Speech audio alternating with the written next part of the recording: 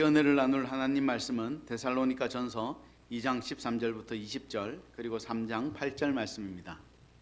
데살로니가 전서 2장 13절에서 20절 3장 8절입니다. 한 절씩 교독하시도록 하겠습니다. 제가 한 절 읽고 여러분 한 절 읽겠습니다. 제가 13절을 봅니다.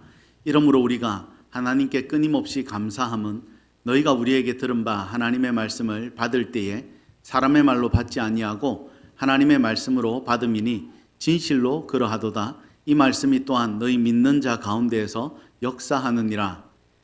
형제들아, 너희가 그리스도 예수 안에서 유대에 있는 하나님의 교회들을 본받는 자 되었으니 그들이 유대인들에게 고난을 받음과 같이 너희도 너희 동족에게서 동일한 고난을 받았느니라. 유대인은 주 예수와 선지자들을 죽이고 우리를 쫓아내고 하나님을 기쁘시게 하지 아니하고 모든 사람에게 대적이 되어 우리가 이방인에게 말하여 구원받게 함을 그들이 금하여 자기 죄를 항상 채우매 노하심이 끝까지 그들에게 임하였느니라. 형제들아, 우리가 잠시 너희를 떠난 것은 얼굴이요 마음은 아니니 너희 얼굴 보기를 열정으로 더욱 힘썼노라. 그러므로 나 바울은 한 번 두 번 너희에게 가고자 하였으나 사탄이 우리를 막았도다. 우리의 소망이나 기쁨이나 자랑의 면류관이 무엇이냐? 그가 강림하실 때 우리 주 예수 앞에 너희가 아니냐? 너희는 우리의 영광이요 기쁨이니라. 3장 8절을 다 같이 읽도록 하겠습니다. 3장 8절 다 같이 읽습니다. 시작. 그러므로 너희가 주 안에 굳게 선적 우리가 이제는 살리라. 아멘. 이제 신학기가 시작되어서 하반기 사역 때문에 광고들이 조금 많죠. 계속 많은데 저도 좀 몇 가지를 해야 될 것 같습니다. 수요예배 광고인데요. 직장에서 좀 늦게 퇴근하시는 분들을 위해서 조금 시간을 늦추었습니다.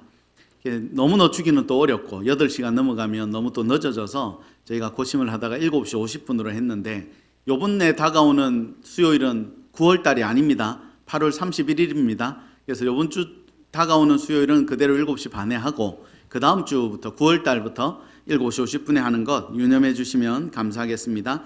그리고 다락방 참여하지 못하고 계신 분들 여러 가지 이유로 또 편하게 그냥 김영 전사님께 연락 주시면 저희가 가장 적절한 다락방으로 참여하셔서 소그룹에서 누리는 은혜를 또 누려갈 수 있도록 돕도록 하겠습니다. 신앙 강좌 신청서가 나왔는데요.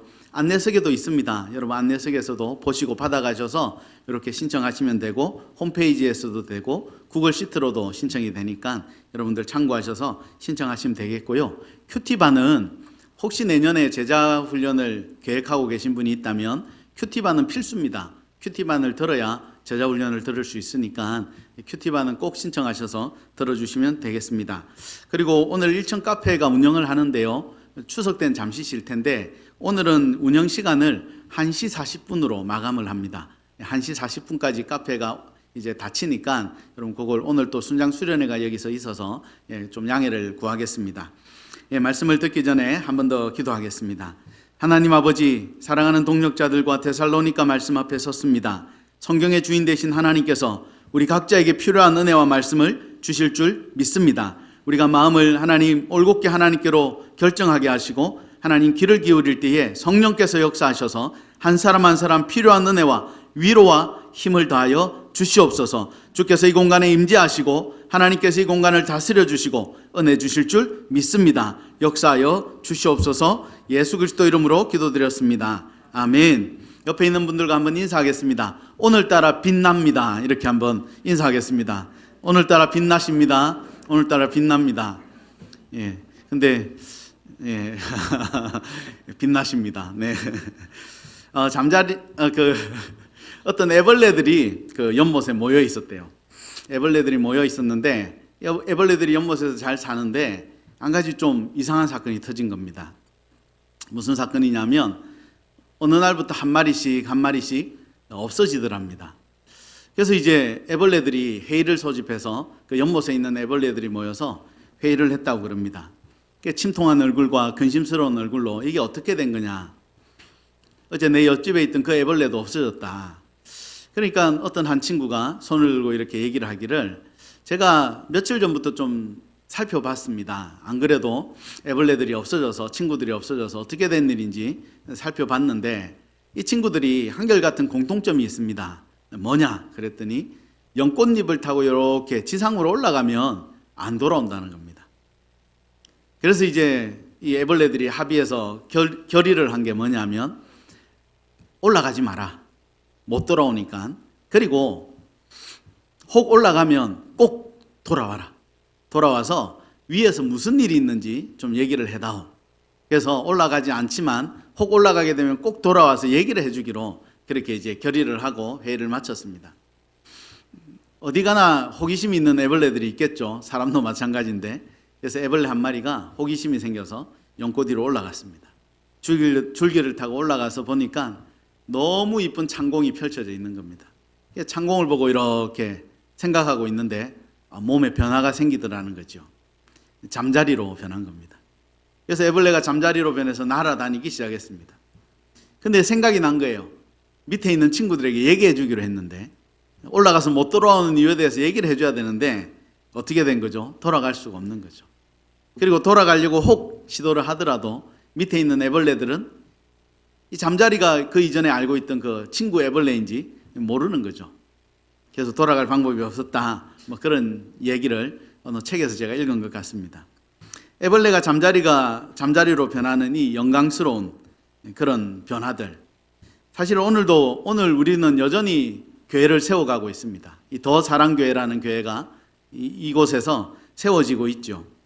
교회가 얼마나 영광스러운지 사실 우리는 다 알지 못합니다. 교회 주인 되신 예수 그리스도께서 하나님이시죠. 하나님이신 예수 그리스도도 우리가 다 알지 못합니다. 하나님 아버지, 성경은 우리에게 하나님 아버지를 가르치고 있죠. 그런데 그분은 영이시기 때문에 우리가 그분을 제대로 알 수가 없습니다. 그래서 하나님은 우리가 하나님을 잘 만나기 위해서 잘 만나야 되니까 하나님은 영이시다라고 알려주시면서 방법을 가르쳐 주시죠. 어떻게 하면 만날 수 있다. 신령과 진정으로 예배할 때 만날 수 있다. 신령과 진정으로 예배한다 이 단어를 가지고도 엄청 설명할 수 있습니다. 뭐 알레세이아다, 진리다. 진리는 누구냐? 예수님이다. 그리고 진정은 뭐 퓨뉴마인데 이게 뭐 성령이다 이러면서 이걸 가지고도 엄청 설교를 할 수 있습니다. 근데 저는 그렇게 설교하는 거 별로 원하지 않습니다. 하나님이 왜 우리에게 영이라고 알려주셨느냐가 더 중요하다고 생각합니다. 신령과 진정으로 예배해라. 하나님이 내가 영이다 이 얘기는 내가 어디 있거든 찾아와 이 얘기입니다. 하나님이 내가 너랑 만나고 싶다는 얘기를 그렇게 하시는 거죠. 내가 영인데 어떻게 하면 만날 수 있다라고 우리에게 알려주시는 겁니다. 그래서 신령과 진정은 그냥 전심으로 예배하면 이렇게 받아들이면 제일 편하십니다. 하나님은 영이시기 때문에 우리가 다 모릅니다. 그리고 그분은 하나님이시기 때문에 더더욱 우리는 모릅니다. 그래서 하나님은 인간의 몸을 입고 온 예수 그리스도를 우리에게 보내주셨죠. 그래서 우리가 예수님을 어느 정도 보면 성경에 소개한 그 예수님을 어느 정도 지켜보면 하나님이 누구신지 어렴풋하게 알 수 있게 해주셨습니다. 그럼에도 불구하고 우리는 하나님을 다 알 수가 없습니다. 왜요? 그분은 창조주시기 때문입니다. 그럼 피조물이 창조주를 다 알 수 없습니다. 만약에 우리 머리로 하나님이 다 이해가 됐다. 나는 하나님이 누군지 다 알겠어 라고 한다면 당신이 알고 있는 하나님은 하나님이 아닙니다. 피조물은 창조주를 결코 다 알 수 없습니다. 우리는 하나님을 다 알 수 없죠. 그것처럼 교회의 영광도 우리가 다 알 수 없습니다. 인류가 살아온 역사 이래 교회의 역사와 부흥의 역사를 다 합쳐서 들여다봐도 그것은 그 영광스러움은 교회의 영광 가운데 하나님이 우리에게 부어주시는 인생들에게 부어주시는 영광 가운데 극히 일부일 뿐입니다. 하나님은 더 놀랍고 아름다운 것들을 우리들에게 주시려고 준비하고 계십니다. 여전히 우리는 건강한 교회를 세워가기 위해서 애쓰고 있습니다. 여러분 모두가 얼마나 애를 쓰십니까? 이 애씀 가운데 하나님께서 기쁘게 받으시고 하나님의 좋은 것들로 하늘나라 좋은 것들로 여러분 모두에게 채워주실 줄 믿습니다. 그렇게 하실 것입니다. 여러분 오늘 데살로니가 본문은 한 교회가 어떻게 세워지고 그리고 누가 어떤 수고들을 하고 있으며 그리고 그 교회 세움 가운데 어려움은 뭐가 있는지 우리에게 아주 잘 소개하고 있습니다. 8월 23일부터 아마 이 본문이 데살로니가 본문으로 시작되었을 겁니다. 큐티가. 그리고 이제 9월부터는 에베소서로 들어가더라고요. 저는 참 이 본문들을 보면서 하나님께서 우리 공동체 가운데 가장 참 유용하게 주신 본문 같다, 이런 생각을 참 많이 했습니다. 왜냐하면 우리도 교회를 세워가고 있지 않습니까? 여전히 여러 부분에 있어서 서로 맞춰가려고 애를 쓰면서 교회를 세워가고 있습니다. 데살로니가도 에베소도 마찬가지죠. 교회를 막 세워가고 있는 그 본문들을 우리에게 주신 게 참 우리에게 정말 우리를 위로하는 말씀이 아닐까, 그런 생각을 많이 해봅니다. 데살로니가 본문을 통해서 이어지는 9월달의 에베소 본문을 통해서 여러분 모두가 영적인 유익을 크게 누려가기를 소원합니다. 여러분, 데살로니가 교회는 바울이 2차 전도 여행 때 설립한 교회입니다. 바울 사도는 계속 교회를 세워가는 작업들을 하고 있죠. 근동지방에 계속 돌아다니면서 교회 세움을 하고 있었습니다. 사도행전 본문에 의하면 데살로니가라는 지역에 사도 바울과 그의 일행들이 도착하게 되고 3주 동안 머물면서 복음을 전했다. 그게 이제 데살로니가 교회다라고 일반적으로 보고 있습니다. 그런데 이 3주 동안 데살로니가에 머물면서 복음을 전해서 교회가 세워졌다는 이 기간에 대해서는 신학자들 사이에 조금 논쟁이 있습니다. 아니, 3주 동안 해서 어떻게 그렇게 교회가 세워지냐.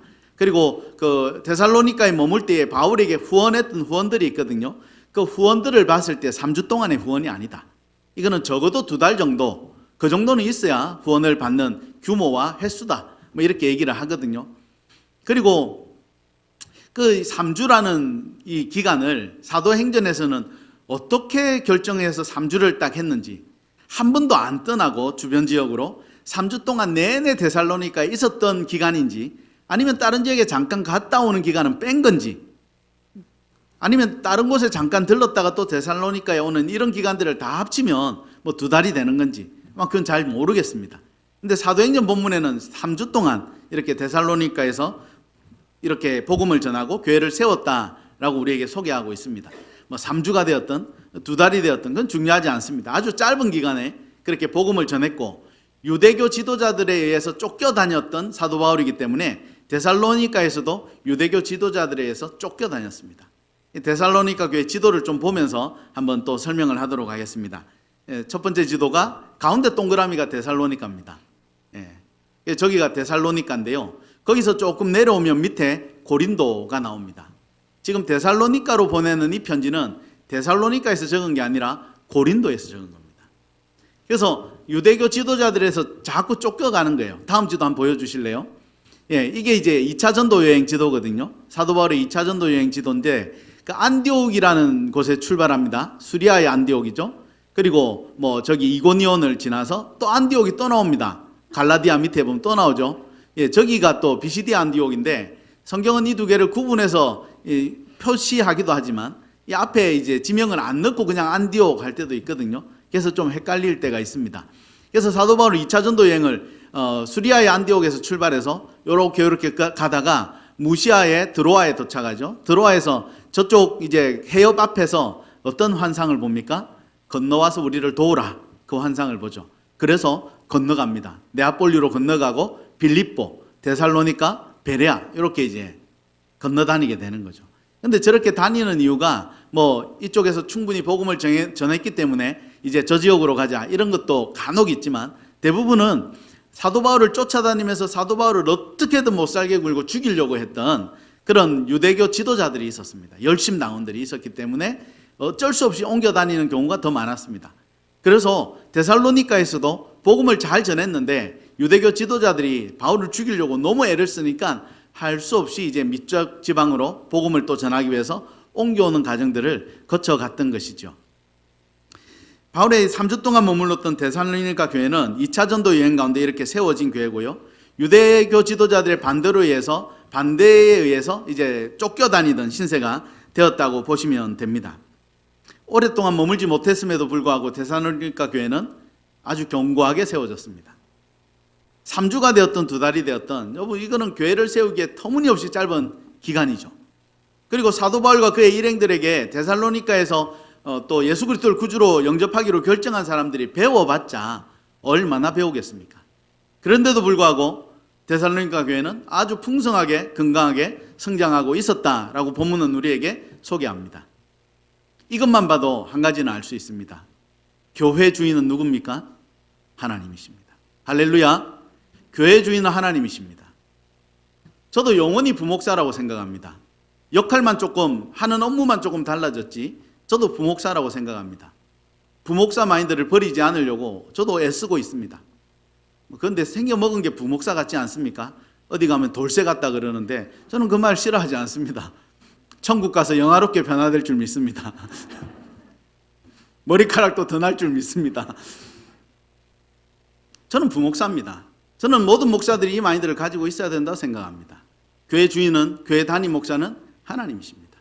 데살로니가 교회에서 사도 바울과 그의 일행들이 짧게는 3주, 길게는 2달. 여러분 2달 해봤자 우리가 4월 17일 날 첫 예배를 드렸는데 6월 17일까지입니다. 길어봤자 말입니다. 그 기간 동안 담임 목사가 있다가 떠났다는 겁니다. 그런데도 교회가 너무 든든하게 잘 세워지고 있다는 거죠. 누가 역사하셨습니까? 성령께서 역사하셨습니다. 더 사랑교회도 성령께서 역사하실 줄 믿습니다. 아멘. 하나님께서 역사하실 것입니다. 이렇게 사도 바울이 데살로니가 교회를 세워가고 있는 것처럼 우리들 또한 이 더 사랑교회를 세워가고 있습니다. 교회 주인은 하나님이십니다. 고린도로 쫓겨오고 나서 데살로니가를 가려고 2번 정도 노력한 것 같아요. 사도 바울이. 근데 못 갔습니다. 그래서 누구를 보내느냐 하면 그의 제자였던 디모데를 데살로니가로 보냅니다. 어떻게 하고 있는지 좀 보고 와라. 어려움은 없냐? 내가 소문을 들으니 이런 어려움이 있다는데 내가 편지를 써줄게. 그게 데살로니가서입니다. 그래서 디모데가 데살로니가에 가서 이제 편지도 전달하고 그 다음에 상황들도 보고하는 그런 것들을 데살로니가서가 우리에게 소개하고 있는 거죠. 그래서 디모데가 데살로니가 교회를 다녀와서 감사할 일이 너무 많다라고 자랑합니다. 아이고 선생님, 바울 선생님 너무너무 잘 자라고 있습니다. 너무너무 건강하게 잘 성장하고 있습니다. 신학적인 문제가 있기는 하지만 그럼에도 불구하고 너무너무 건강하게 잘 성장하고 있습니다. 하나님께서, 성령께서 역사하고 계십니다. 이렇게 소개하고 있습니다. 그러면서 본문 13절은 이런 얘기를 하고 있습니다. 데살로니가 전서 2장 13절입니다. 제가 읽어드릴게요. 이러므로 우리가 하나님께 끊임없이 감사함은 너희가 우리에게 들은 바 하나님의 말씀을 받을 때에 사람의 말로 받지 아니하고 하나님의 말씀으로 받음이니 진실로 그러하도다. 이 말씀이 또한 너희 믿는 자 가운데서 역사하느니라. 아멘. 오늘 바울이 데살로니가 교인들에 대해서 이런 감사를 올려드리고 있는 거예요. 그리고 어떤 감사냐면 데살로니가 교인들이 하나님의 말씀을 받을 때에 사람의 말로 받지 않고 하나님의 말씀으로 받았다. 이것 때문에 너무 기쁘고 감사하다는 거죠. 이 여기서 받다라는 단어가 2번 나오는데 처음에 등장하는 하나님의 말씀을 받을 때에 이 처음에 나오는 받다는 객관적인 받음입니다. 그러니까 우리식으로 좀 쉽게 얘기하자면 지금 박 목사가 설교하고 있다 이런 뜻입니다. 뭐 싫든 좋든 듣는 거죠. 싫든 좋든 이 자리에 들어오면 다 들어야 되는 겁니다. 박 목사가 객관적으로 설교를 하고 있다. 이 얘기를 하고 있는 겁니다. 객관적으로 선포되고 있다. 이 얘기를 하고 있는 거고 뒤에 등장하는 사람의 말로 받지 않고 하나님의 말씀으로 받았다. 여기서 받다라는 것은 객관적인 겁니다. 이렇게 박 목사가 설교하고 있는데 누군가가 앞에서 말씀을 전하고 있는데 그 개인이 어떻게 하기로 결정했다? 그 말씀을 하나님의 말씀으로 받기로 결정했다는 겁니다.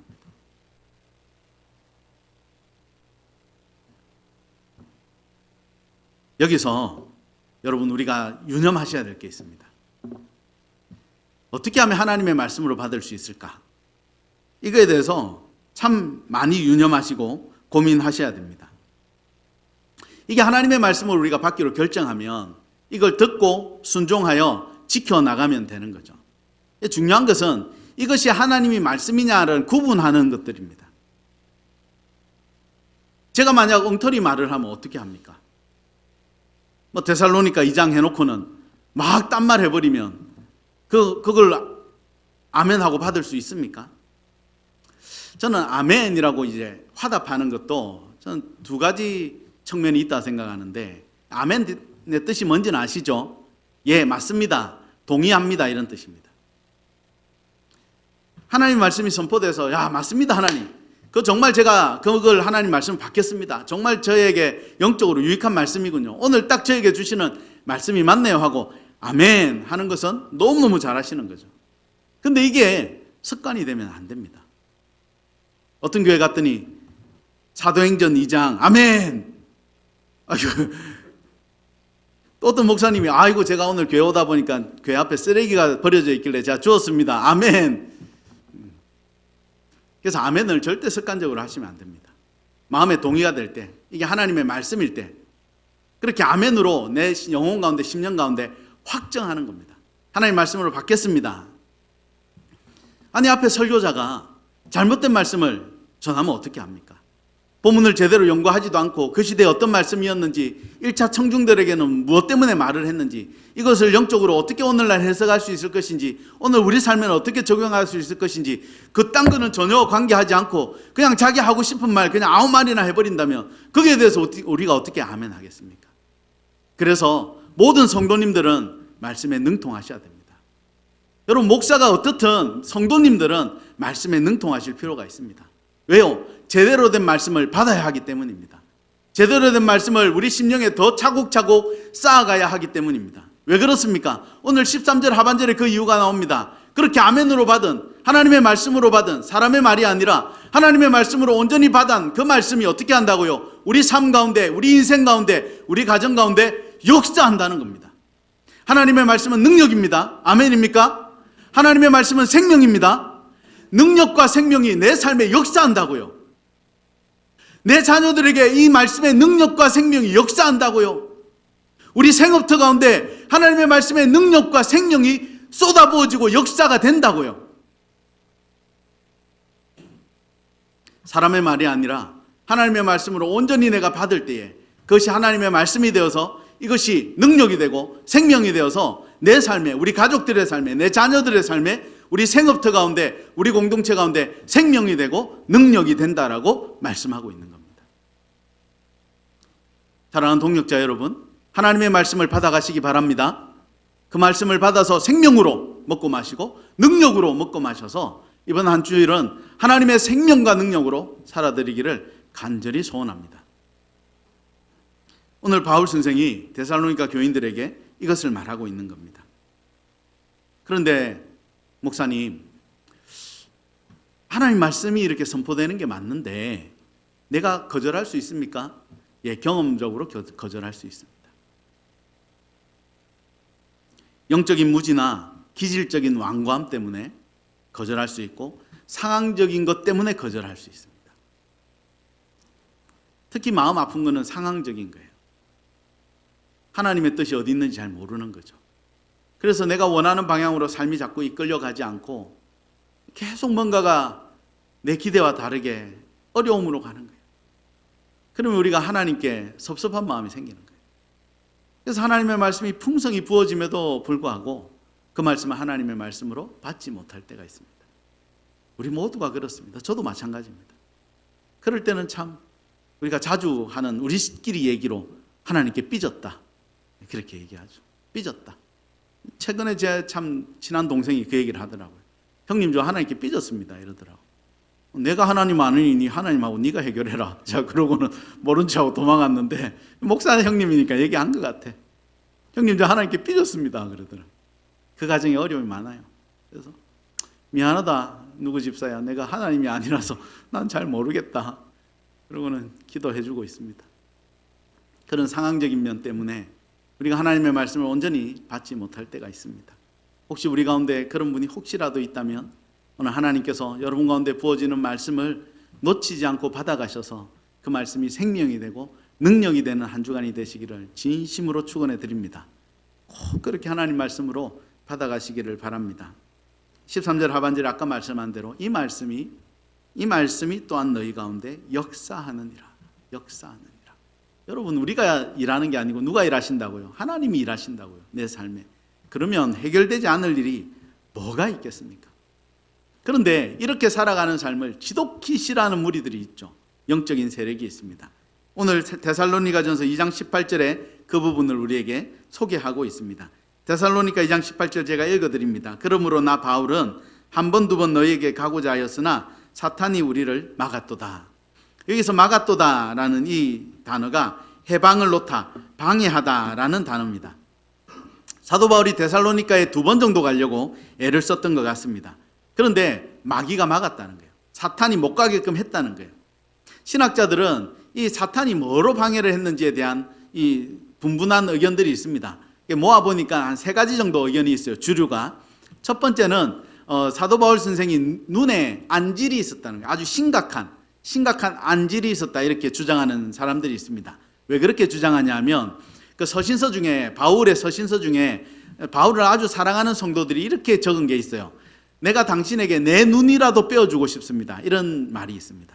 그래서 그 말을 좀 근거로 해서 바울 선생의 눈의 안질이 너무 안 좋아서 눈이 너무 안 좋아서 이게 심각할 정도로 행동하는데도 삶을 살아가는데도 어려웠을 것이다. 이렇게 주장하는 신학자들이 있습니다. 그래서 뭐 어떤 신학자는 안질이 아니고 간질일 것이다. 뭐 이렇게 말하는데 아무튼 육체적인 그런 병 때문에 못 갔을 것이다. 이런 얘기가 있고요. 두 번째는 또 뭐가 있냐면 바울을 아까 소개한 대로 바울을 따라다니는 죽이려고 막 따라다니는 유대교 지도자들 때문일 것이다.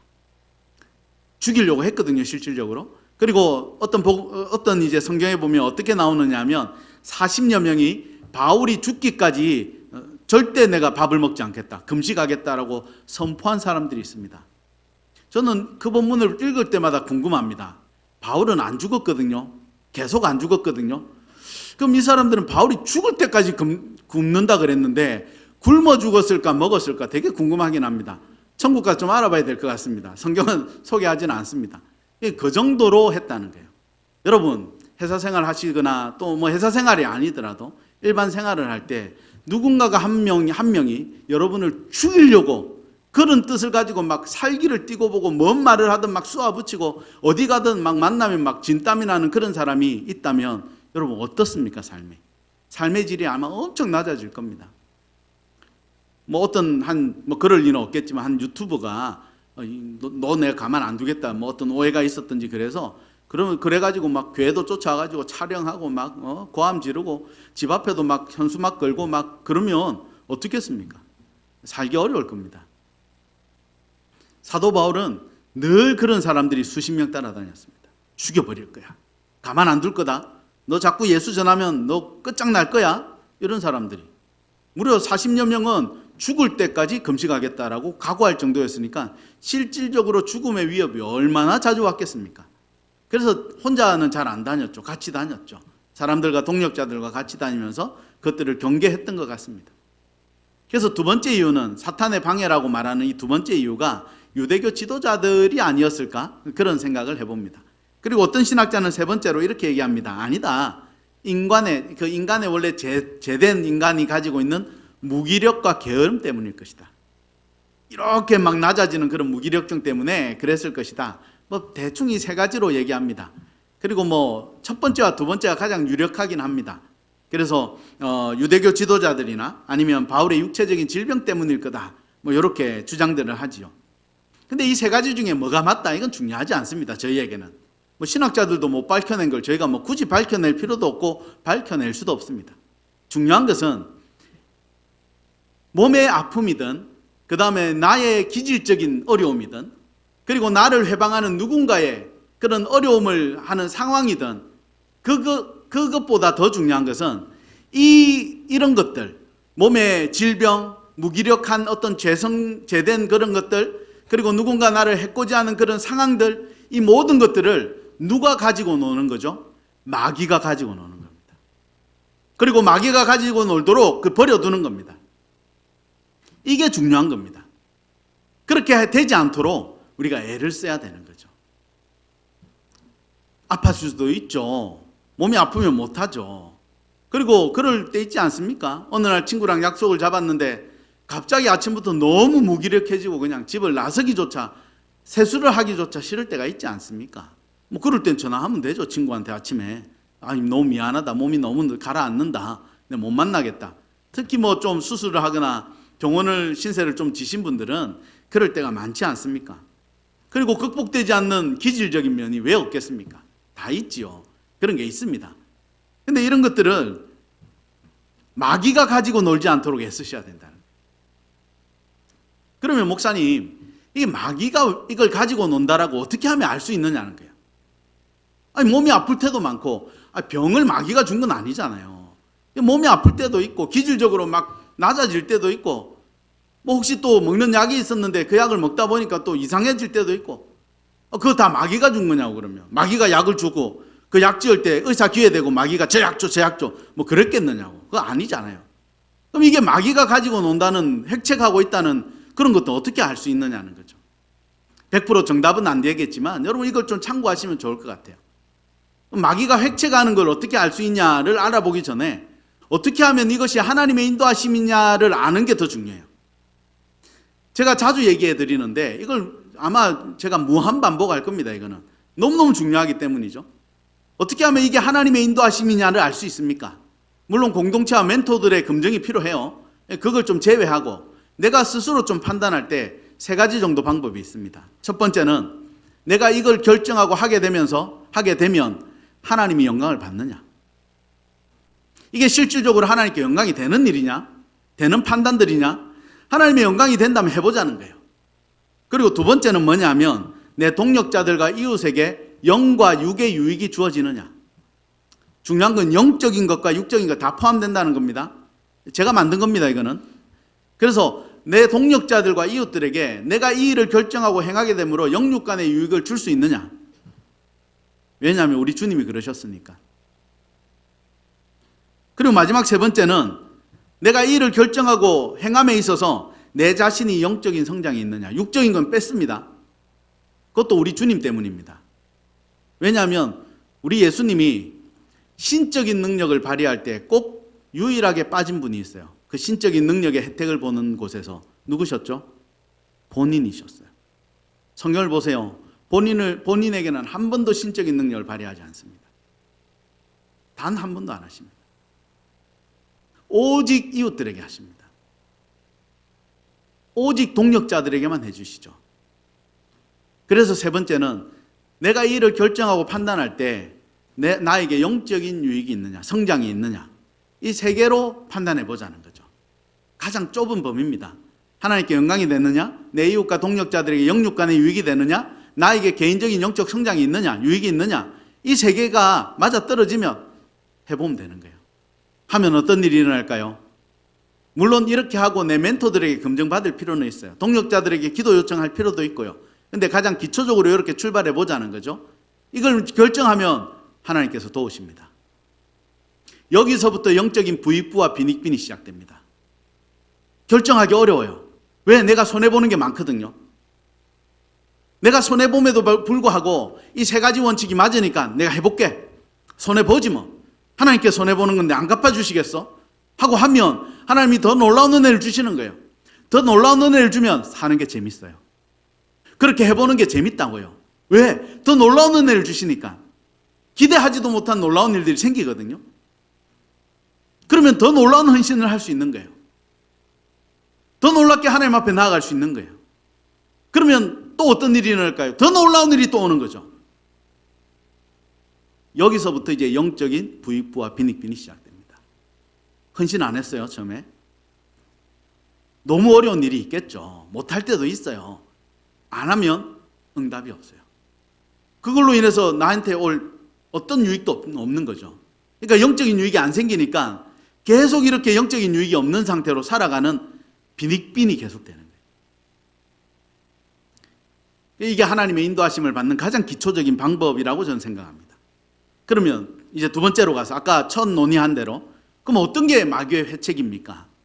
어떻게 그걸 알 수 있습니까? 이걸 반대로 생각하면 돼요. 이런 거죠. 지금 결정하고 실천하려는 것이 하나님의 영광을 가리는 것이냐. 두 번째, 동력자들과 이웃에게 영육 간의 유익을 줄 수 있는데도 불구하고 내가 포기하려는 것이냐. 세 번째는 내 자신의 영적인 성장이 풍성함에도 불구하고 기질적인 무력함과 게으름으로 인해서 이것은 안 하려고 하는 것이냐. 무엇 하나 극복하고 하기가 쉽지 않습니다, 여러분. 영적인 일은 그렇습니다. 그런데도 불구하고 하나님이 은혜 주시죠. 해봐. 동력자들이 막 격려합니다. 응원을 합니다. 해봐. 하나님이 힘 주실 거야. 하나님 은혜 주실 거야. 그리고 하나님이 내 안에서 응원하세요. 아마 그런 걸 느끼신 분 많을 거예요. 하나님 내 영혼 안에서 응원하세요. 동력자들을 통해서 들어오는 응원을 또 증폭시키기도 하시고. 그래서 나 안에서 계속 긍정적인 영적인 신호를 주시는 거죠. 그래서 그것을 극복해서 그래 해보지 뭐 하고 이런 악다물고 한번 해보면 아까 말한 대로 하나님의 은혜가 또 부어지는 걸 경험하게 되는 거죠. 그래서 이것들을 통해서 이거 마귀가 장난칠 수 있겠구나. 이 아까 말한 세 가지를 여러분 잘 유념하셔서 하나님께 영광이 되는데도 불구하고 늘 여러분이 이걸 훈련하셔야 돼요. 내 이웃과 동역자들에게 영육 간의 유익이 됨에도 불구하고 뻔히 보임에도 불구하고 내가 영적으로 분명히 성장할 것임에도 불구하고 근데 사실은 세 번째가 제일 어려워요. 왜냐하면 우리가 근본적으로 이기적이라서 그래요. 첫 번째, 두 번째는 대의가 있기 때문에 조금은 헌신하기가 쉬워요. 내 이웃, 동역자, 하나님께 영광 이런 대의가 있잖아요. 세 번째는 누구만 알아요? 나만 알거든. 내가 영적으로 다음에 유익해지지 뭐 이런 기질이 많으니까 항상 이 부분에 있어서 넘어질 때가 많죠. 이렇게 마귀가 장난칠 수 있는 부분들이 어떤 부분인지 병, 질병 이것만 가지고 아니고 그 안에서 어떻게 하나님의 영광이 드러나지 않고 이웃들에게 유익이 안 가고 내가 영적으로 성장하지 못하게끔 하는 그 모든 그 통칭에서 이것들을 잘 가려내야 된다는 것을 말씀드리는 겁니다. 오늘 데살로니가 교회 교인들이 사도 바울에게는 정말 놀라운 교회인 거죠. 정말 사도 바울에게 격려가 되고 힘이 되는 교회로 오늘 우리에게 소개되고 있는 겁니다. 그래서 데살로니가 교회로 가보려고 두 번이나 노력했음에도 불구하고 마귀가 끈질기게 이걸 막아섰다라고 그래서 가지 못하게 되었다라는 이야기들을 오늘 하고 있는 거죠.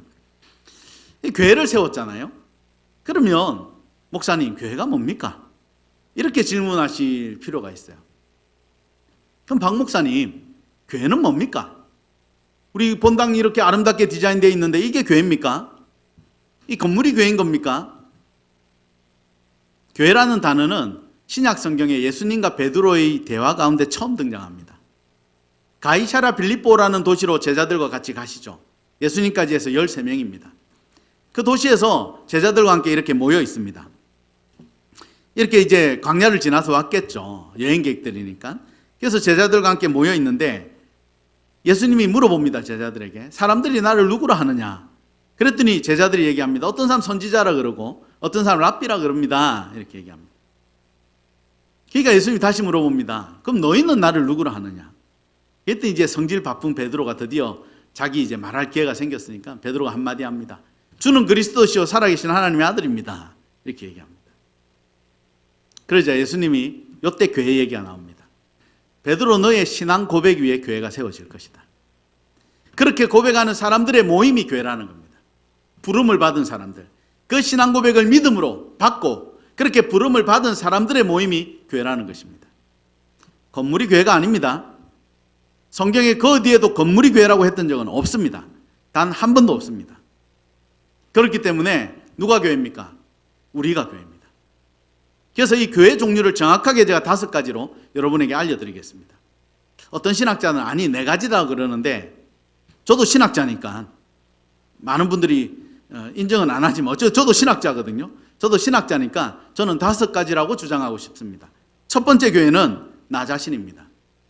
고린도전서 3장 16절입니다. 고린도전서 3장 16절에 이렇게 얘기합니다. 너희는 너희가 하나님의 성전인 것과 하나님의 성령이 너희 안에 계시는 것을 알지 못하느냐. 우리 안에 누가 자정에 계시다고요? 성령 하나님이 자정에 계신 겁니다. 여러분은 교회입니다. 할렐루야. 우리가 교회입니다. 여러분은 교회입니다. 이게 첫 번째 교회입니다. 두 번째는 믿음의 남녀가 만나서 이룬 가정, 그것이 교회입니다. 이 가정은 뭐라고도 소개합니까? 천국이라고도 소개합니다. 가장 천국의 작은 단위가 가정이다. 이렇게까지 소개하는 것이죠.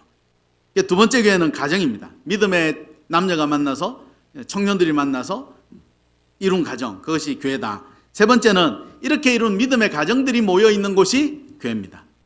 이 세 번째에서 신학자들이 이건 아니다 이렇게 얘기합니다.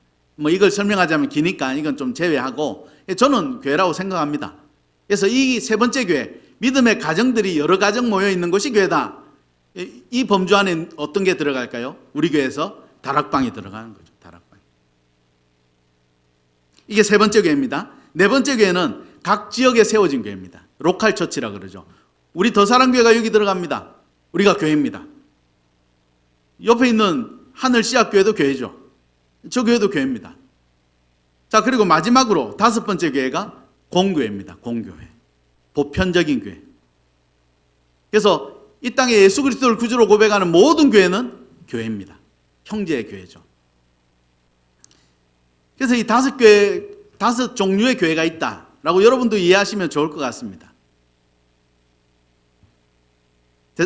사도 바울이 이 교회, 예수 그리스도를 구주로 고백하는 사람들이 모여있는 이것을 만들기 위해서 데살로니가에서 애를 썼죠. 그리고 유대인 지도자들에게 쫓겨다니고 살인을 막 살해 위협을 당하면서 그렇게 다녔습니다. 그런데 데살로니가 교회는 바울에게 어떤 의미였을까요? 이 교회가 과연 진짜 바울에게 어떤 의미를 담고 있었을까요? 여러분 19절 20절에 이렇게 얘기합니다. 다 같이 한번 읽어보겠습니다. 시작. 우리의 소망이나 기쁨이나 자랑의 면류관이 무엇이냐? 그가 강림하실 때 우리 주 예수 앞에 너희가 아니냐? 너희는 우리의 영광이요 기쁨이니라. 데살로니가 교인들에게 그렇게 얘기하는 거예요. 너희가 나의 영광이요 기쁨이다. 이걸 한마디로 본문은 뭐라 얘기합니까? 너희가 나의 면류관이다. 면류관. 옛날에 미스 코리아 선발하는 거 다 보셨죠? 안 보셨습니까? 요즘 방송은 안 하던데 여러 가지 이유 때문에 안 하긴 하는데 그 진선미라고 그럽니까? 그 선발되면 꼭 뭘 씌워주죠? 면류관을, 왕관을 씌워주죠. 영광스러운 거예요. 그 면류관 자체도 영광스럽지만 그 면류관을 쓰는 사람이 더 영광스러운 거죠. 모든 영광을 받아가는 거죠. 바울이 지금 데살로니가 교회를 향해서 뭐라 그럽니까? 너희는 나의 면류관이라는 겁니다. 너희로 인해서 내가 뭐가 될 거다? 영광을 받을 거라는 겁니다. 너희로 말미암아 내가 기쁨을 누릴 것이고, 너희로 말미암아 격려를 받을 것이고, 너희로 말미암아 내가 보호를 받을 것이고, 너희로 말미암아 나는 놀랍게 아름답게 빛나게 될 것이다. 왜? 너희가 나의 면류관이기 때문이다.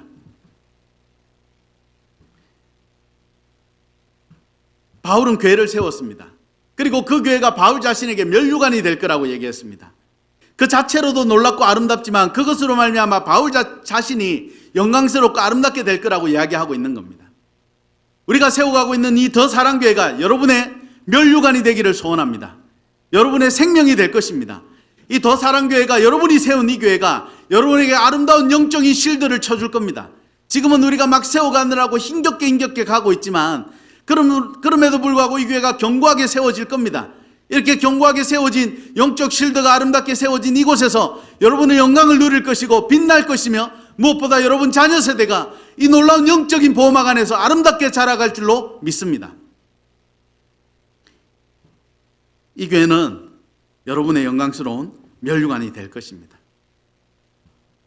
여러분의 자랑이 될 것이고, 여러분을 영광스럽게 할 것이며, 여러분의 다음 세대가 이 안에서 아름답게 먹고 놀고 마실 것입니다.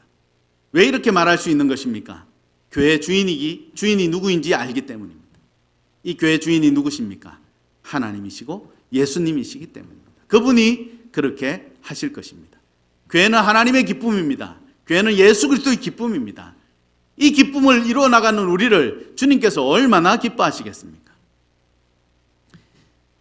동시에 데살로니가 교회가 견고하게 세워짐으로 바울이 어떤 선물을 받았다라고 3장에 소개하고 있습니다.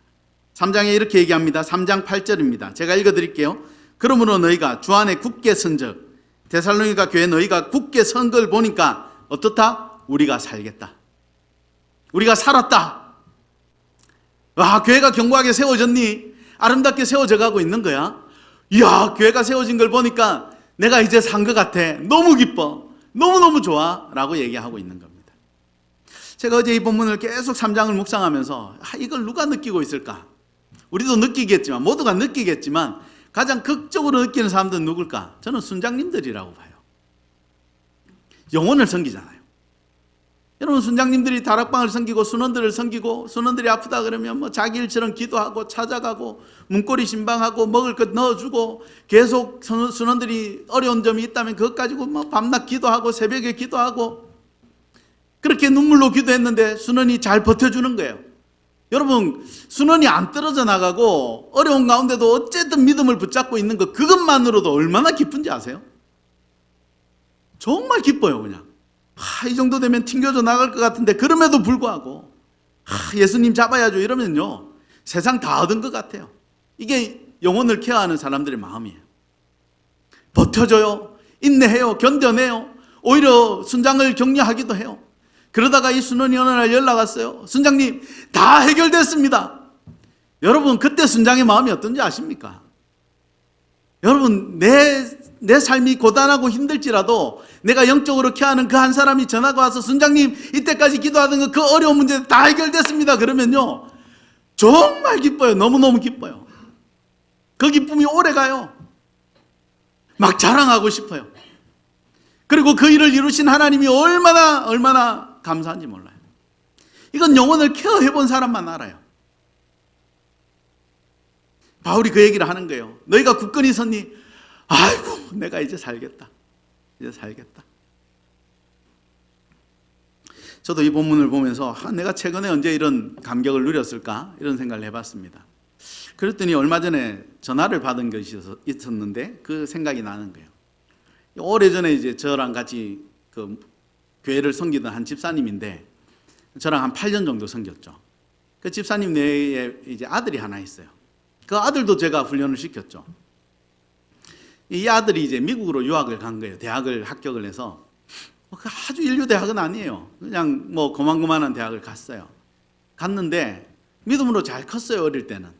이 대학 가면 이제 부모가 또 없는 곳에 혼자 기숙사에 가 있으니까 또 백인들 천지니까 거의 동양인이 없다 그러더라고. 그러니까 힘겹겠죠. 또 미국이라는 나라가 차가 없으면 또 다니기도 어렵고. 가본 것처럼 얘기해 죄송합니다. 아니 미국을 잘 안 가봤는데 그렇다 그러더라고. 근데 대학을 보내놨더니 이 녀석이 집에 전화하기 시작하는 거예요. 어떤 전화가 이제 뭐 별 전화 아니겠죠. 안부인데 이제 어떤 전화를 받고 저희한테 왔어요. 목사님 기도 좀 해주세요. 이 아들 녀석이 전화가 무슨 내용이냐 하면 기숙사에 있는데 동양인이니까 쉽지 않죠. 그럼에도 불구하고 잘 지내려고 하는데 이 녀석이 술도 안 마시지, 담배도 안 피지. 이러니까 아무도 안 어울려주는 거예요. 거기다가 아마 이 미국의 그 주가 뭐 마리아나라 그럽니까? 이게 합법화된 주가 그런 것 같아요. 그러니까 기숙사에서 애들이 계속 마약을 하는 거예요. 그러니까 이 애가 전화가 와서 그 얘기를 하는 거예요. 엄마, 나 술도 안 마시고 담배도 안 피우고 아이들하고 어울릴 일이 하나도 없어. 동양인이라고 무시하고 가까이 하지도 않으려고 그러고. 엄마, 나 그런데 애들하고 이거 피면 마약 이거 조금 하면 친해질 것 같아. 아이들이 이거 안 한다고 되게 무시해.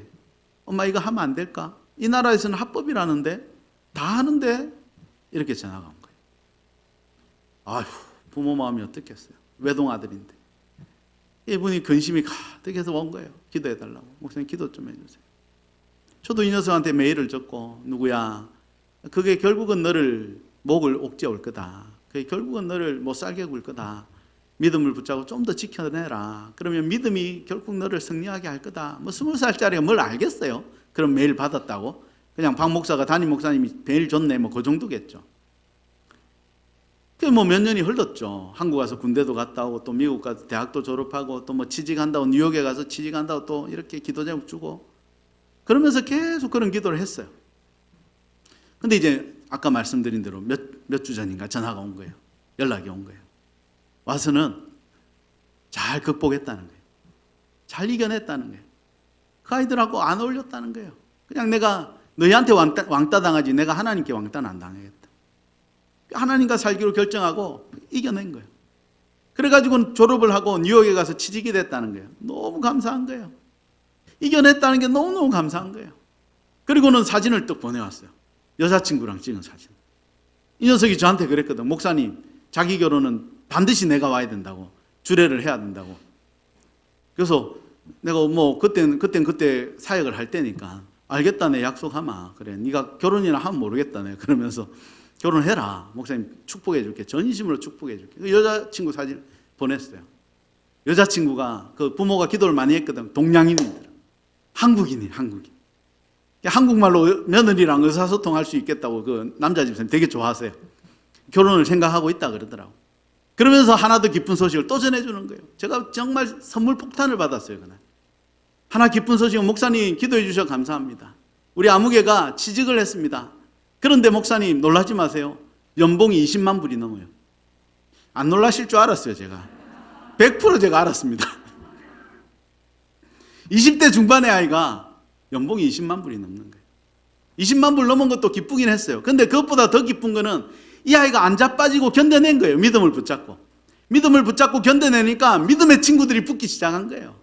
믿음의 친구들이 붙기 시작하면서 그 안에서 자매도 만나고 결혼을 준비하고, 그리고 아름답게 또 하나님께서 믿음을 붙잡았더니 이 믿음이 결국 이 아이를 어떻게 인도하고 이끌고 있는지를 온 가족에게, 무엇보다 이 아이에게 보여주신 거예요. 근데 이 소식을 듣는 우리가 바울의 고백하고 똑같아요. 아이고 살겠다. 너무 잘됐다. 이 고백이 되는 거예요. 더 사랑교회가 아름답게 세워짐으로 오늘 이 자리에 예배드리는 여러분 모두가, 여러분 가정이, 여러분 자녀들이 놀랍게 살아나는 역사가 일어나기를 주님의 이름으로 축원해 드립니다. 하나님께서 그렇게 하실 겁니다.